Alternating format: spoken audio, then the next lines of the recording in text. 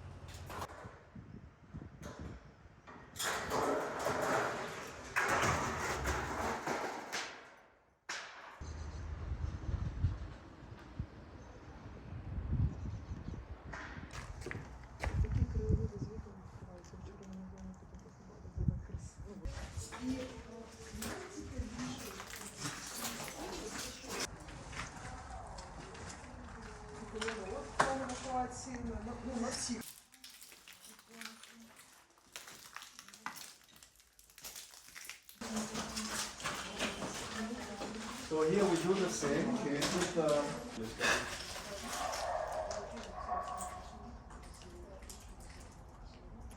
all right, one more minute.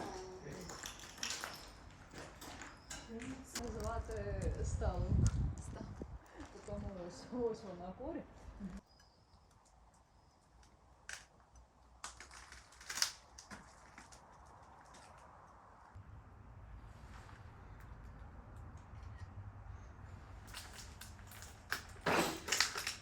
The mortars. Yes, exactly. And let's say the surface, it's about here, and then we have the measure. So actually, so the bomb was right here, and this corner is the most, if we want. Oh, sorry, here is that. La scène. Donc le scanner prend 500 000 points à la seconde. Sur cette station seulement, par exemple, on va avoir à peu près 10 millions de points. Ensuite, on va changer les stations, faire tout le tour du bâtiment, et ensuite tout ça, ça va être assemblé sur un ordinateur, comme des pièces de puzzle, mais en 3D. Donc sur ce bâtiment, on va avoir à peu près 1 milliard de points de mesure. On va avoir donc tout l'ensemble, et également l'intérieur, donc on pourra ensuite faire des sections pour voir donc une partie particulière de l'intérieur avec l'extérieur.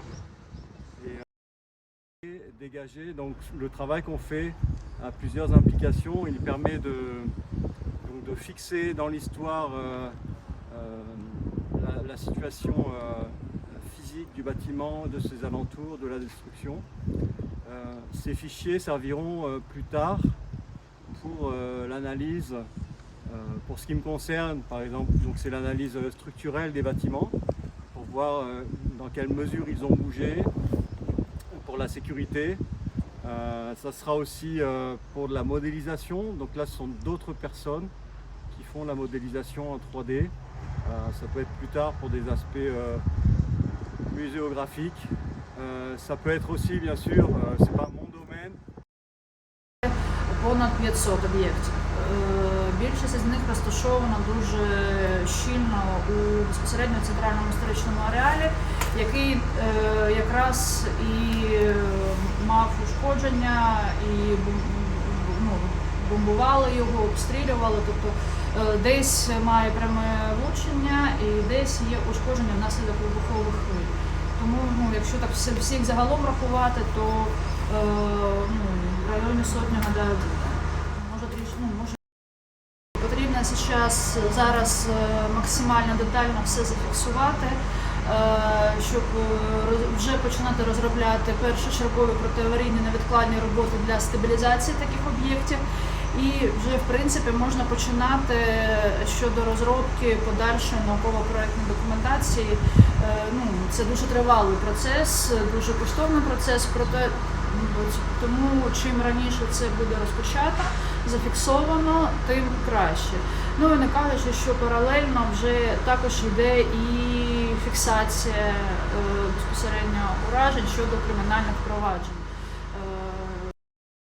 Насправді така культура – це основа. Власне, якби культура нормально розвивалась, то навряд чи би люди помирали, навряд чи би війна була.